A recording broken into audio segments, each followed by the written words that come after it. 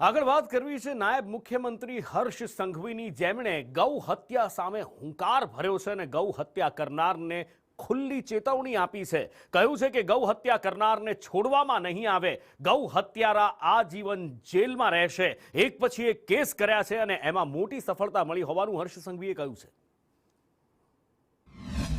આ ગૌ હત્યારાઓ આ જીવન સુધી જેલમાં સડશે, જેલમાં રહેવું પડશે, એ પ્રકારની પરિસ્થિતિઓ કરવામાં આવશે। એક પછી એક કેસોની પાછળ આખી સરકાર લાગી છે।